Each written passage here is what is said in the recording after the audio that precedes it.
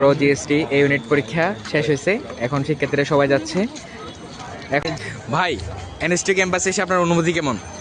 অনুভূতি একদম চোখে, এত দাম, এত ভিড়, এত রোদ।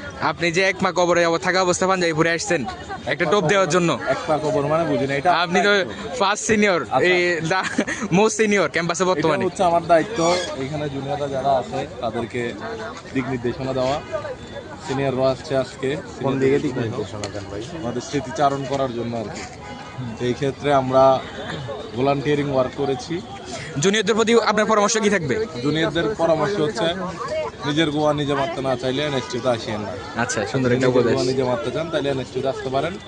এখানে প্রাক্তন শিক্ষার্থী নাবিদ ভাই আছে, তো আর বর্তমান কিছু আছে, ওরা হচ্ছে সারাদিন ট করবে আর কি।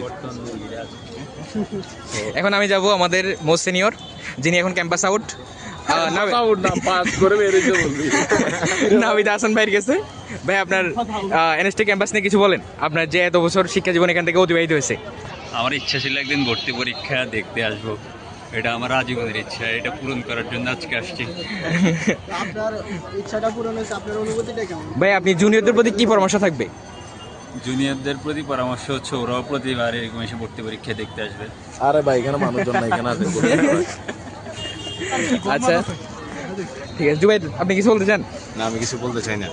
আশিক, আমার কথা একটাই, যে ক্যাম্পাসে তোমার মতো স্টুডেন্ট পড়ে সেই ক্যাম্পাসে ভিতরে কোনো এক্সপেকটেশন নাই, কোনো চাহিদা নাই, কিছু নাই। Peking university. Peking university. আচ্ছা, নোয়াখালী কৃতি সন্ধান বললো পাকিং ইউনিভার্সিটি।